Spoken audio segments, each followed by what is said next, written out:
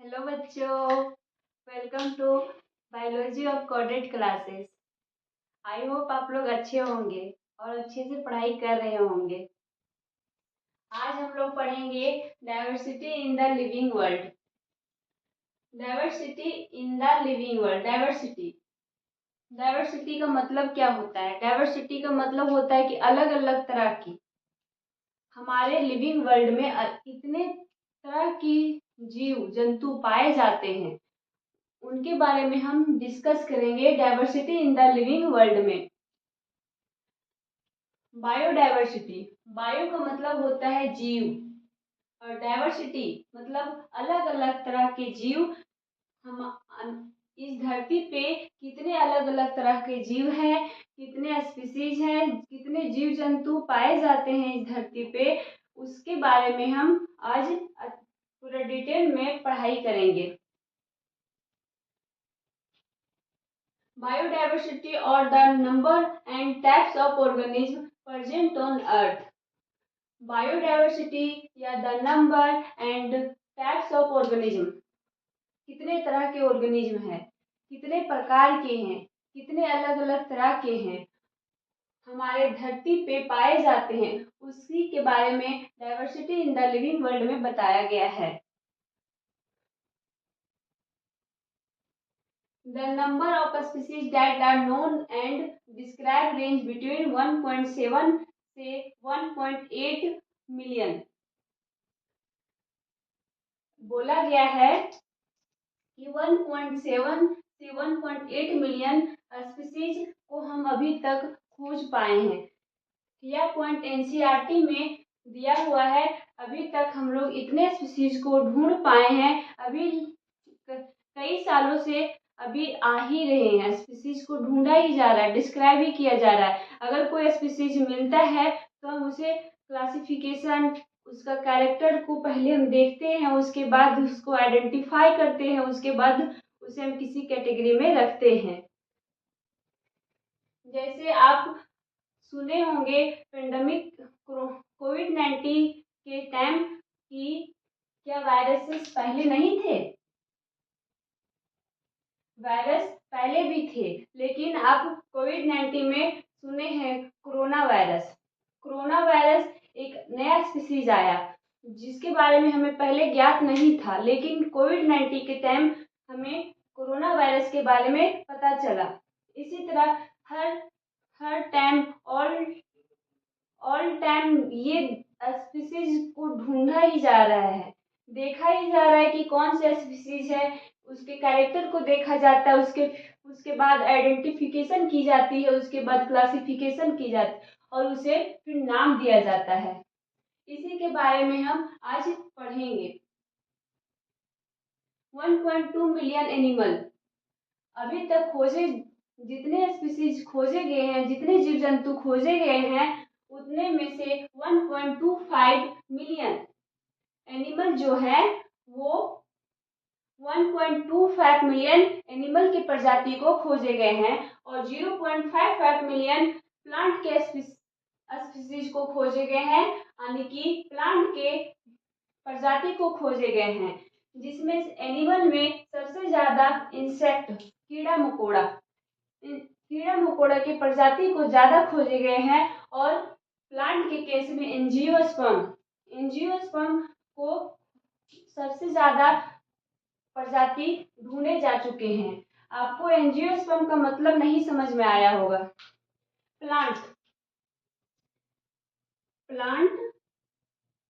Plant को हम दो भाग में बांटते हैं।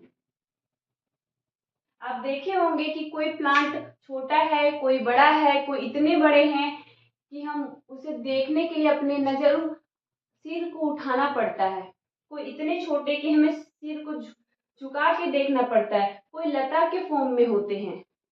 तो प्लांट के अलग अलग प्रकार होते हैं, उसमें से पहला एल्गी है, ब्रायोफाइटा, टेरिडोफाइटा, जिम्नोस्पर्म और एंजियोस्पर्म है।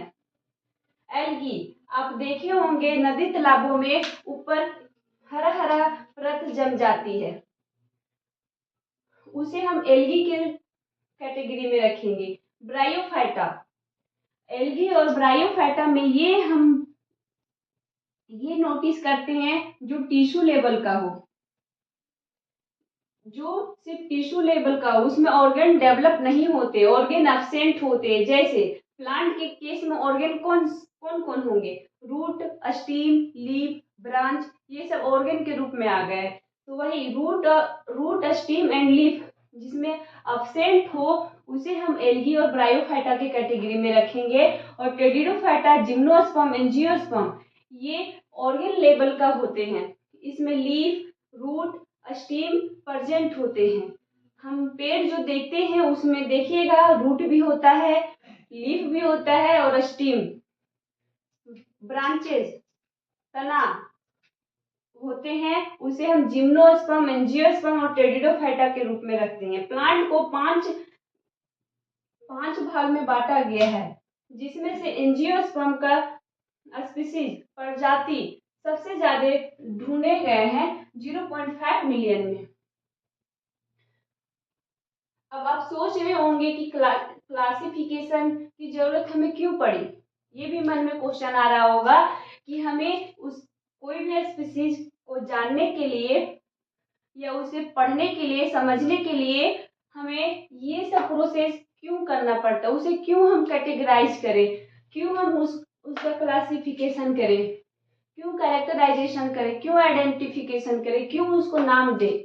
ये आपके मन में सवाल आ रहे होंगे। तो अभी आप बाहर जाइए और बाहर जाके देखिए कि आपके चारों साइड कितने प्रजाति प्रेजेंट है।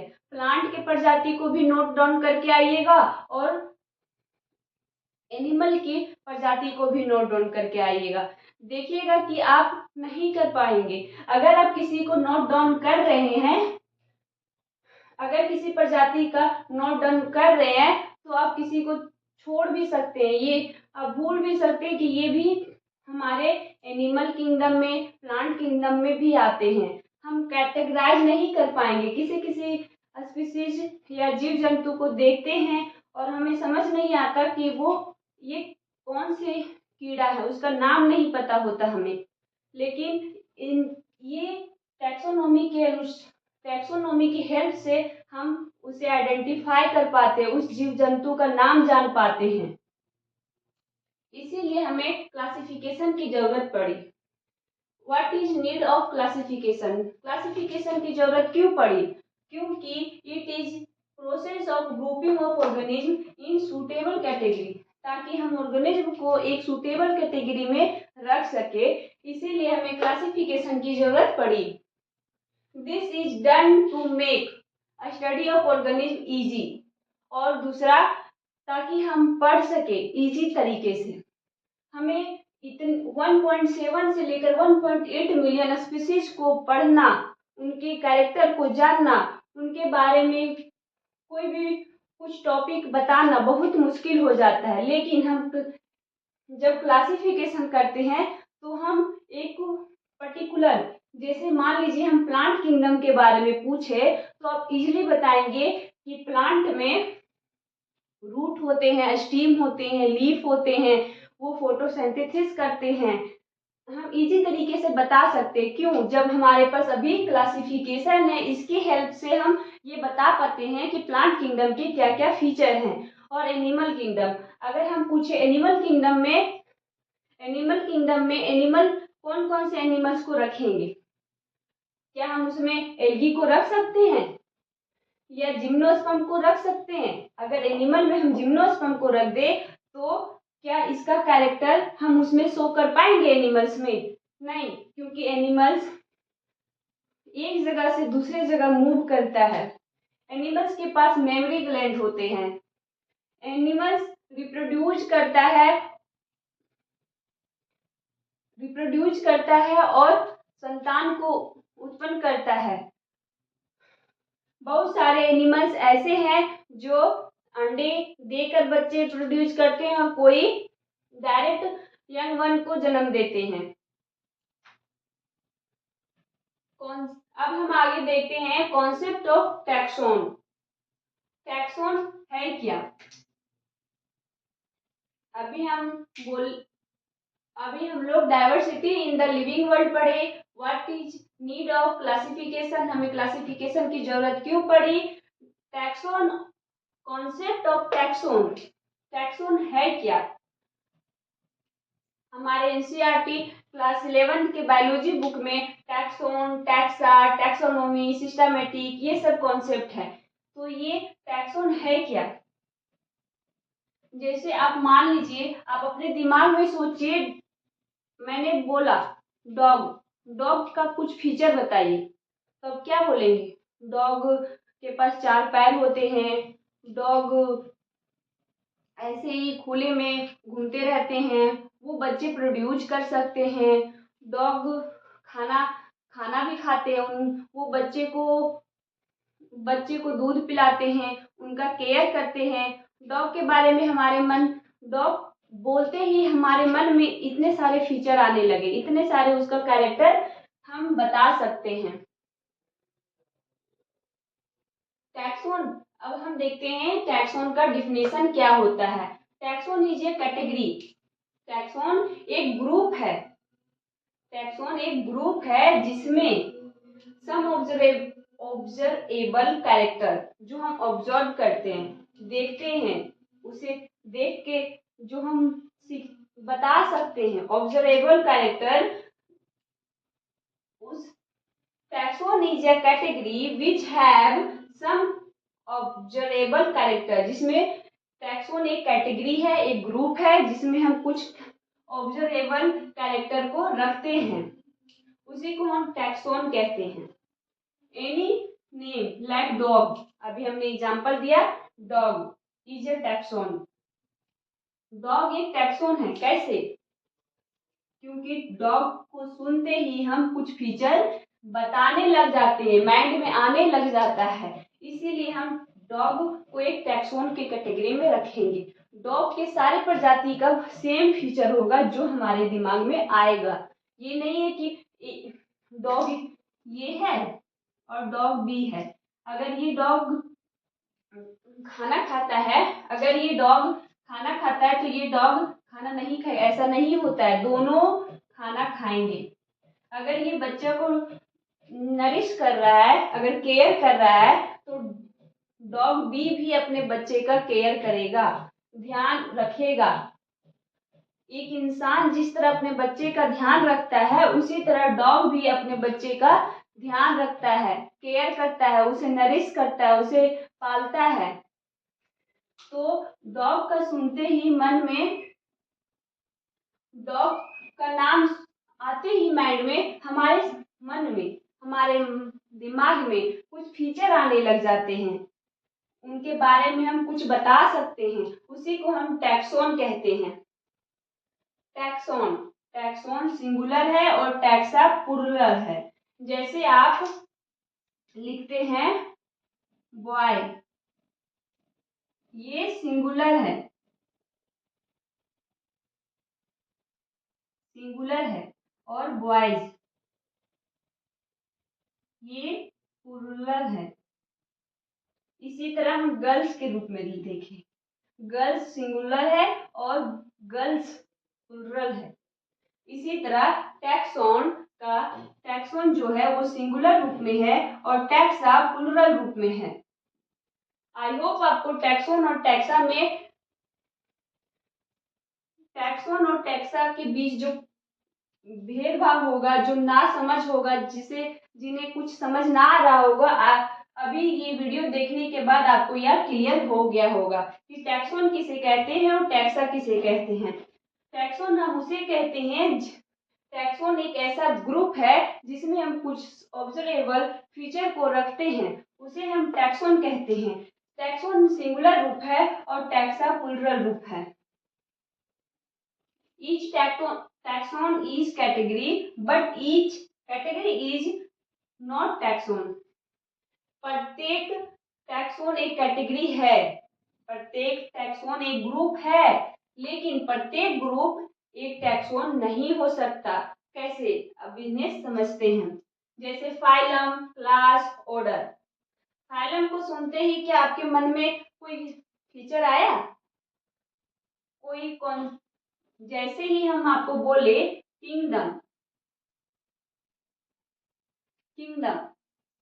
किंगडम को सुनते ही क्या आपके मन में कोई भी फीचर आया कि किंगडम है क्या? किसके बारे में पूछ रही है? कौन से किंगडम के बारे में बताए? कौन से किंगडम यहाँ पे क्वेश्चन आ जाता है। अगर यही हम बोले प्लांट किंगडम तो आप प्लांट के बारे में कुछ बता सकते हैं, लेकिन किंगडम के बारे में कुछ नहीं बता सकते। Class, order. क्लास को सुनते ही क्या आपके मन में कोई फीचर आया? नहीं। ऑर्डर को सुनते ही कोई फीचर नहीं आएगा जब तक हम ये ना बताएं कि हम मेमिलिया क्लास के हैं। जैसे ही हम मेमिलिया क्लास बोलेंगे वैसे ही आपके माइंड में आएगा कि जिसके पास मेमरी ग्लैंड हो, जो बच्चे को नरिश करता हो।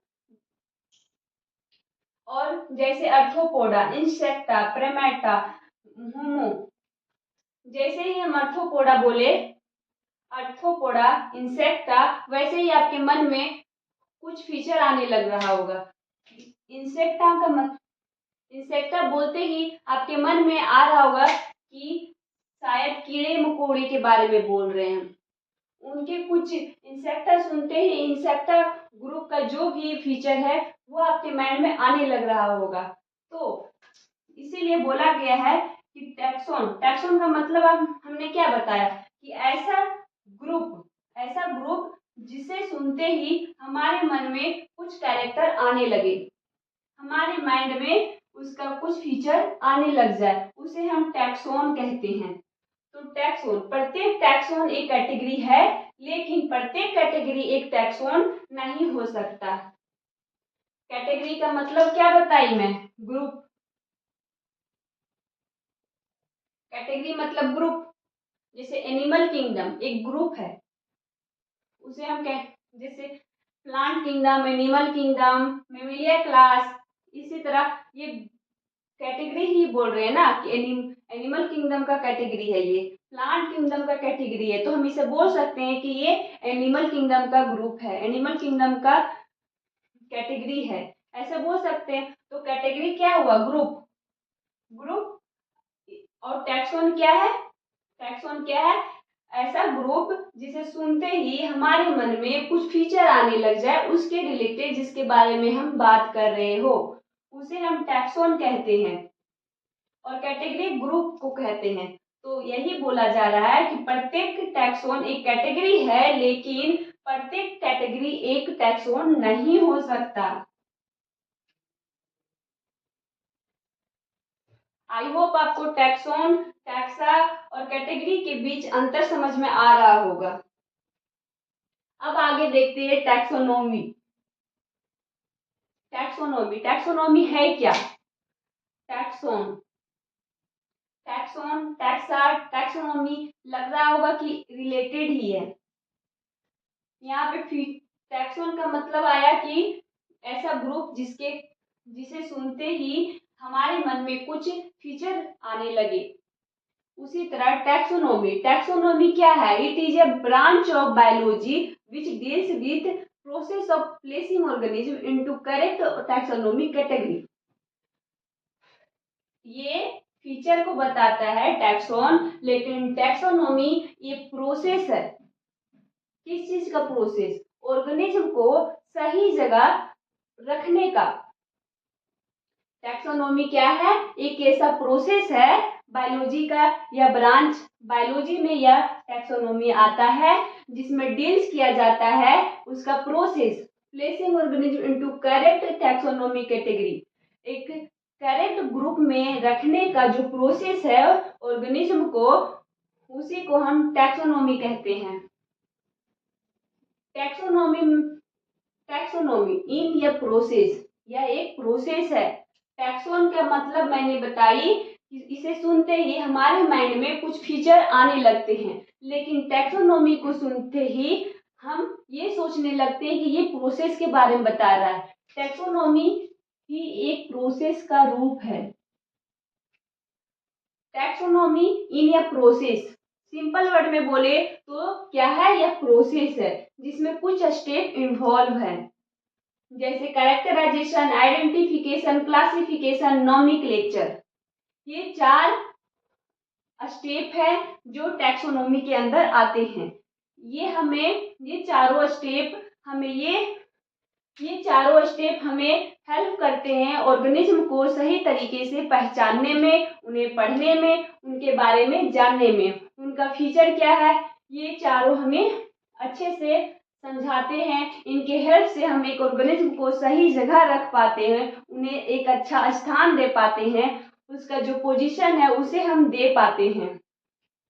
इट इज बेस्ड ऑन, ये चारों किस किस चीज पर बेस है। अब हम ऐसा थोड़ी है कि कोई भी ऑर्गेनिज्म मिला, कोई भी प्रजाति मिला, उसे हम किसी भी तरीका से बिना कोई बेस का उसे रख दे, ऐसा नहीं है। उसमें कुछ कैरेक्टर देखा जा रहा होगा, कुछ ऑब्जर्व करके नोट डाउन किया जाता होगा, किसके बेसिस पे हम ये क्लासीफाई करेंगे, आइडेंटिफिकेशन करेंगे, नोमेनक्लेचर करेंगे, कैरेक्टराइजेशन करेंगे, कोई तो बेसिस होगा ना। आइए आगे देखते हैं। External feature, morphology. External feature क्या है? एक्सटर्नल फीचर बाहर से जो दिखता है। मॉर्फोलॉजी, मॉर्फोलॉजी बाहर से जो दिखता है। मान लीजिए एक पत्ता लाए, एक पत्ता लाए और हम बोले कि इसे कैरेक्टराइज करो, इसके कैरेक्टर के बारे में बताओ, तो आप क्या बताएंगे? बस बाहर से ही देख के बोल सकते हैं मैम ये पेंटामर है, इसमें 5 पत्ते हैं, इसमें 5 पत्ते हैं, तो ये पेंटामर होगा मैम, ये देख के बोल सकते हैं। तो इसे ही जो बाहर से दिखे हमें, जो बाहर से दिखे उसे हम एक्सटर्नल फीचर बोलते हैं। एक्सटर्नल फीचर, मॉर्फोलॉजी, उसी को हम एक्सटर्नल फीचर बोलेंगे। तो इंटरनल, एक्सटर्नल और ecological detail. Internal feature morphology, जो बाहर से दिखता हो। Internal feature cell detail. Internal feature मतलब होता है अंदर का, अंदर से हमारे सेल कैसे बने हुए हैं, उनका स्ट्रक्चर क्या है, हमारे सेल में क्या क्या पाए जाते हैं, ये सब का भी फीचर लिया जाएगा। इकोलॉजी डिटेल, इकोलॉजी डिटेल का मतलब होता है हम किस हमारा जो, जैसे आप सुने होंगे कि चिंपैंजी, गोरिल्ला, यानी कि कहे तो चिंपैंजी हमारे पुरोहित है। ये आप बहुत बार सुने होंगे कि चिंपैंजी हमारे पुरोहित के रूप में जाने जाते हैं। तो कैसे? इकोलॉजी डिटेल, इवोल्यूशन, हम चिंपैंजी से इंसान बने, इसके बीच बहुत सारे ऐसे स्पीसीज आए जो हमें ये रूप दिया, चिंपैंजी से हमें इंसान बनाया, बहुत सारे मॉडिफिकेशन हुए। उसी इकोलॉजी डिटेल में हम ये सब देखते हैं।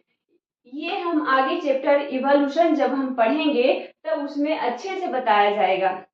अभी के लिए जान लीजिए कि इवोल्यूशन हमारे जो पुरोहित थे उसमें और हमारे में क्या समानताएं हैं, समान कैरेक्टर है, सेम फीचर है, वो देखकर हमारे ये सेम फीचर को देखकर ये बताया जाता है कि हम किस स्पीशीज से इन्वॉल्व हुए हैं, उत्पन्न हुए हैं।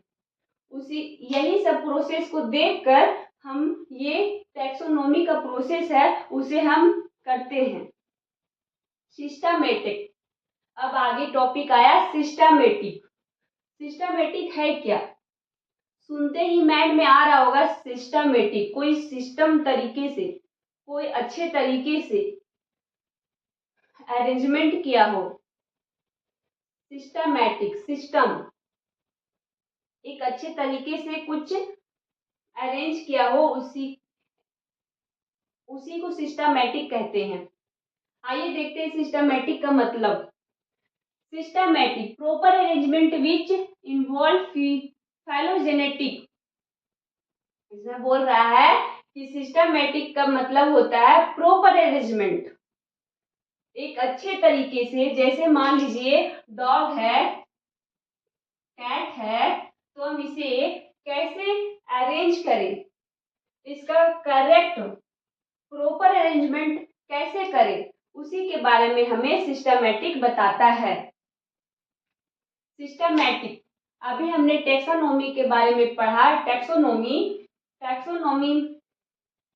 क्या है? एक प्रोसेस है जिसमें ऑर्गेनिज्म को करेक्ट कैटेगरी या ग्रुप में रखा जाता है, उसे हम टैक्सोनॉमी कहते हैं। और यहाँ पे बोला जा रहा है सिस्टमैटिक। सिस्टमैटिक का मतलब होता है taxonomy plus evolutionary relationship. Evolutionary relationship का मतलब होता है कि हम किससे इन्वॉल्व हुए, किससे उत्पन्न हुए। ये जो हमारे और हमारे पूर्वजों के बीच का जो संबंध है उसे हम इवोल्यूशनरी रिलेशनशिप बोलते हैं, यानी कि इकोलॉजिकल डिटेल इसमें इंक्लूडेड होता है सिस्टमैटिक टैक्सोनॉमी। और जिसमें इवोल्यूशनरी रिलेशनशिप इंक्लूडेड होता है उसे हम मॉडर्न टैक्सोनॉमी स्टडीज बोलते हैं। आप सोच रहे होंगे यहाँ पे कि अगर ये मॉडर्न टैक्सोनॉमी है तो ओल्ड टैक्सोनॉमी कौन सा था? ओल्ड टैक्सोनॉमी किसमें आएगा? वह कैसा था? साइंटिस्ट लोग ने उसे किस तरह इंट्रोड्यूस किया था? ये आपके मन में क्वेश्चन आ रहा होगा कि अगर modern taxonomy external feature, internal feature और इकोलॉजी डिटेल देकर बोलते हैं तो हम उसे मॉडर्न टैक्सोनॉमी बोलते हैं। तो ओल्ड टैक्सोनॉमी कौन सा था? ओल्ड टैक्सोनॉमी में आएगा इंटरनल फीचर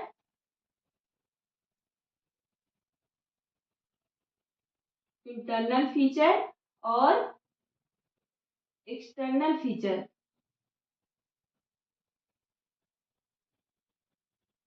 ओल्ड टैक्सोनॉमी में इंटरनल फीचर और एक्सटर्नल फीचर ही देखा जाता था, लेकिन मॉडर्न टैक्सोनॉमी में एक्सटर्नल फीचर, इंटरनल फीचर और इकोलॉजी डिटेल ये तीनों को देखा जाता है और उसके बेसिस पे टैक्सोनॉमी का जो प्रोसेस है उसे किया जाता है। टैक्सोनॉमी क्या है? कौन सा प्रोसेस है? टैक्सोनॉमी एक ऐसा प्रोसेस है जिसमें ऑर्गेनिज्म को करेक्ट ग्रुप में रखा जाता है, उसे हम टैक्सोनॉमी बोलते हैं। सिस्टमैटिक मतलब होता है कि प्रॉपर अरेंजमेंट, जो हम ग्रुपिंग कर रहे हैं उसे हम कैसे सिस्टमैटिक के रूप में प्रॉपर अरेंजमेंट करके उसे रखेंगे, उसे हम सिस्टमैटिक कहते हैं। कैरोलस लिनियस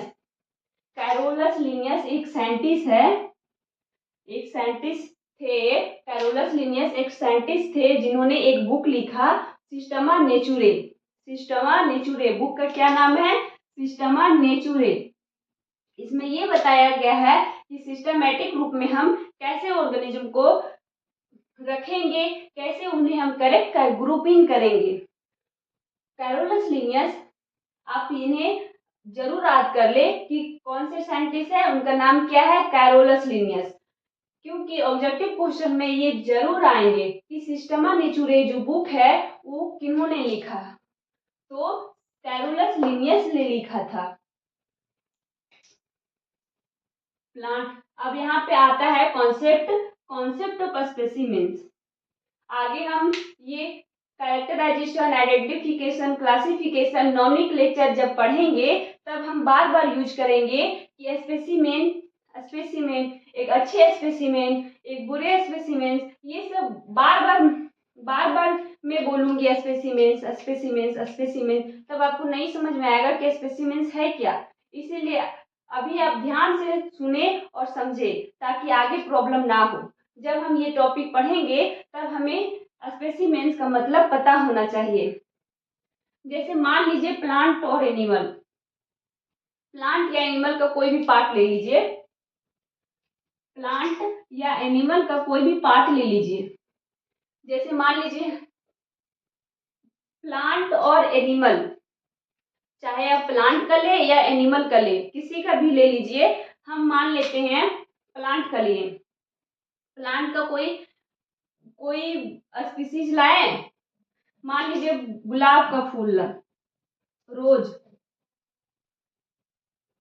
गुलाब का फूल को हम, जो गुलाब का फूल है उसका जो पेड़ है उसे हम कबाड़े और हम यहाँ पे लाए और बोले कि मुझे इसके बारे में स्टडी करना है, तो वो क्या हो गया? स्पेसिमेन। उसे हम क्या बोलेंगे? गुलाब का गुलाब का जो पेड़ है उसे हम क्या बोलेंगे, स्पेसिमेंस। किसका स्पेसिमेंस है, प्लांट का स्पेसिमेंस है। किसका स्पेसिमेंस है, प्लांट का। अगर हम रोज का प्लांट लेके आते हैं तो उसे हम स्पेसिमेंस का रूप देंगे, और वह किसका स्पेसिमेंस है, प्लांट का, वो एनिमल का नहीं होगा। एनिमल्स का अगर हम ले तो किसी एनिमल को लाना होगा। मान लीजिए फिश को लाए हम, फिश को लाए तो ये एनिमल स्पेसिमेंस हुआ, ये प्लांट स्पेसिमेंस हुआ। तो स्पेसिमेंस, स्पेसिमेंस प्लांट का होना, प्लांट का हो या एनिमल का हो, जिसके बारे में हम स्टडी करें उसका पूरा पार्ट लिविंग के रूप में या डेड के रूप में, किसी के रूप में भी हो तो हम उसे स्पेसिमेंस कहते हैं। अगर आपके मन में आ रहा होगा कि मैम अगर हम गुलाब का फूल लेके आते हैं, गुलाब का जो पेड़ है वो हम जब वो बच्चा स्टेज में है तब हम कबाड़ के लाए तो क्या वो गुड स्पेसिमेंस होगा, गुड प्लांट स्पेसिमेंस? तो मैं बोलूंगी नहीं। क्यों? क्योंकि उसमें रिप्रोडक्टिव फीचर भी होना चाहिए, तभी हम एक अच्छे प्लांट स्पेसिमेंस कहेंगे। क्योंकि आगे उसे हम प्रिजर्व करके रखेंगे या फिर उसका जब फीचर नोट डाउन करेंगे और उसे हम किसी कैटेगरी में रखेंगे तो उसके सारे फीचर को हम लिखेंगे ना। ये थोड़ी है कि वो जब बच्चा था, बच्चा स्टेज में था तो उसका फीचर अलग लिखेंगे, और जब वो रिप्रोडक्टिव एज में आया तो हम उसका फीचर अलग से लिखेंगे। एक स्पेसिमेंस का फीचर एक ही बार लिखेंगे ना अच्छे तरीके से। तो इसीलिए रिप्रोडक्टिव फीचर भी उसमें होना चाहिए। तो इंसान के रूप में रिप्रोडक्टिव फीचर के रूप में आता है ओवरी, टेस्टिस, ये सब रिप्रोडक्टिव फीचर आते हैं एनिमल्स के रूप में। लेकिन प्लांट के रूप में आप सोच रहे होंगे कि रिप्रोडक्टिव फीचर आखिर कौन कौन से हैं। तो रिप्रोडक्टिव फीचर में ये प्रेजेंट होने चाहिए, जैसे प्लांट में फ्लावर हो, फ्रूट हो, सीड हो, ये सब अगर प्लांट के स्पेसिमेंस में अगर होंगे तो वो गुड प्लांट स्पेसिमेंस कहलाएंगे। Step in taxonomy.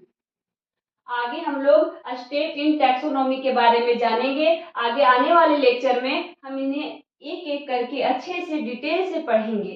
तो जानते हैं, अभी बस ओवरव्यू देखते हैं कि ये है क्या। टैक्सोनॉमी में ये जो चारों स्टेप है ये चारों है क्या।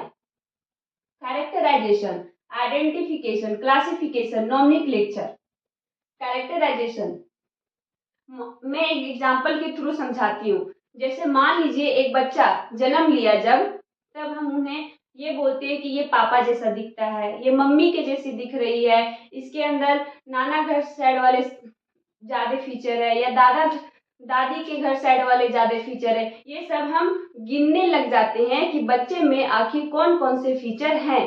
तो हम क्या कर रहे हैं, कैरेक्टराइज कर रहे हैं, उसका कैरेक्टर को जान रहे हैं, सोच रहे हैं, समझ रहे हैं, देख रहे हैं, और उसके बाद हम बोलते हैं कि वो किसके साइड दिखता है, किसके तरह, अपनी मम्मी की तरह, अपने पापा की तरह।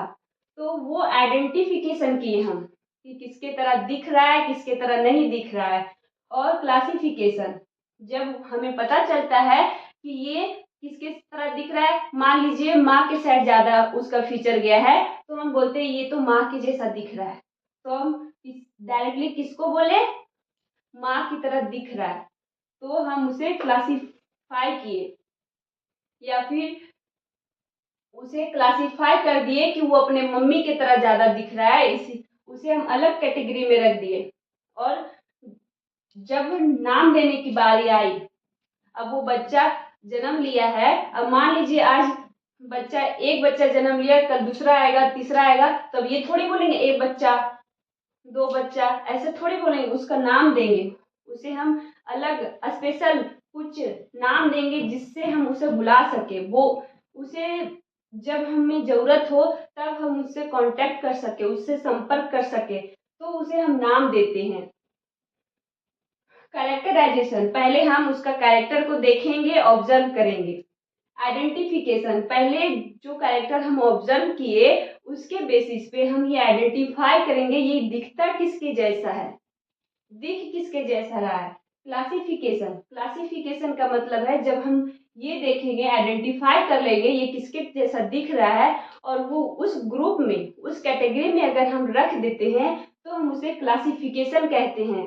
और क्लासिफिकेशन के बाद हम उस ऑर्गेनिज्म का नाम देंगे, उसे हम नोमेनक्लेचर कहते हैं।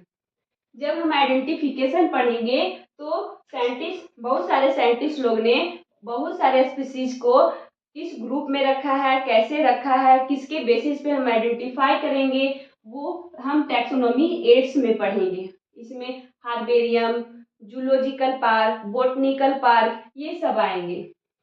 जब हम क्लासिफिकेशन पढ़ेंगे तब हम टैक्सोनॉमी कैटेगरी पढ़ेंगे। टैक्सोनॉमी कैटेगरी की कैसे हम ऑर्गेनिज्म को क्लासिफाई करेंगे। जैसे टैक्सोनॉमी कैटेगरी में आएगा किंगडम, फाइलम, क्लास, इसी तरह आएंगे। और ये कैटेगरी के बारे में हम क्लासिफिकेशन में जानेंगे कि हम कैसे किसी ऑर्गेनिज्म को किस सब ग्रुप में रखेंगे। आई होप आप लोग को ये वीडियो समझ में आया हो। आशा करती हूँ कि आपको अच्छे तरीके से सारे कॉन्सेप्ट क्लियर हुए हो।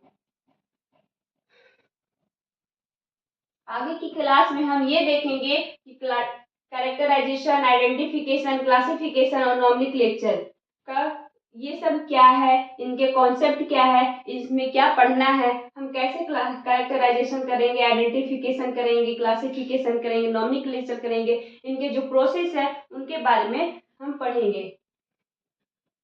अगर आपको यह वीडियो अच्छा लग रहा हो तो आप शेयर करें, ताकि आपके दोस्तों को भी यह सारे कॉन्सेप्ट अच्छे से क्लियर हो।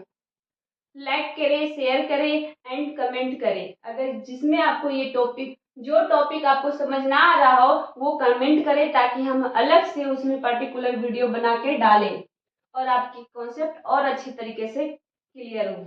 थैंक यू, धन्यवाद।